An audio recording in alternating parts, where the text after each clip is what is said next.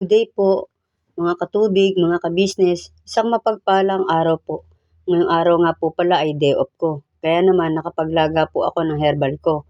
Ang nilaga ko po ay dahon ng guyabano, bayabas at serpentina. Malaking tulong po ito sa kagaya ko pong diabetic. Kapag po napapadami ng kain, iinom po ako agad nito ng herbal ko. Di po ba sa negosyong tubigan, minsan nakakapagod po. Hindi po natin namamalayan, napapadami po tayo ng kain. Kaya naman sabay inom po ako. Malaking tulong po ang dahon ng serpentina na makapagpababa po ng sugar natin. At subuko po ito. Sa mga gusto po na hindi kayang inumin ng lagang dahon ng serpentina, gawin niyo po, retasuhin niyo po na maliliit.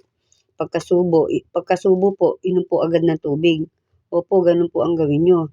Sa may kaya naman po na kayang tiisin ang pag-inom ng dahon na nilaga, ang gawin niyo po, pagkakain niyo po, sabay kain po ng saging. Ano po, para hindi niyo po malasahan ng pait. Sa negosyong tubigan po, kailangan po lagi tayo may lakas, di po ba? Kaya naman bukod po sa iniinom kong gamot, talaga pong lagi akong may nilagang herbal. Sa ganun po, tuloy-tuloy po ang pagde-deliver natin at di maapektuhan ang negosyo po natin. Ayan po at pinakukuluan ko na nga po at maya-maya lang po ay kukuha na po ako at iinumin ko po. Ayan, talaga pong pinakukuluan nating mabuti na sa ganun po yung katas po ng mga dahon, mapunta po dun sa tubig natin, ano po. Ayan, tiyaga lang din po tayo, may kasabihan nga po, kung ayaw pumanaw, galaw-galaw, no? At yung mangyayari lang po yan kung tayo po yung manghihingi sa kapitbahay, no? Ng mga dahon-dahon, ano po. Ayan po. At kasalukuyan nga po ay tinitingnan ko at eto na po, medyo puwede na po ito. Kukuha na po ako para po makapagpalamig tayo. Ayan, medyo may pagkaano na po siya, yung brown, no? Ayan po, oh.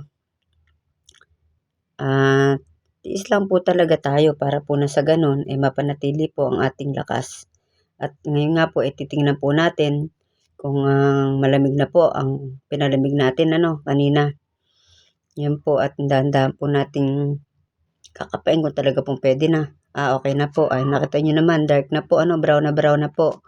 At syempre, malamig na po, pero mainit pa rin po ng konti ang kasirola. Ayan, ito po, pwede na po. Kaya ko na po itong inumin ng dire-diretso. Ano po? Tara po, inumin na po natin. Ayan. Sa katulad ko po, medyo sanay na po ako dahil matagal na po akong umiinom ng ganitong dahon. Siyempre po, gusto ko pong humaba pa po ang aking buhay at marami pa po tayo mapagserbisyuhan, ano, sa ating negosyong tubigan. Maraming salamat po. God bless po sa inyong lahat. At tuloy-tuloy ang buhay, ang negosyo, para po sa ating pag-asenso sa ating lahat ng mga katubig. Ano po? God bless po at ingat po tayong lahat. Hanggang sa susunod po. Bye-bye.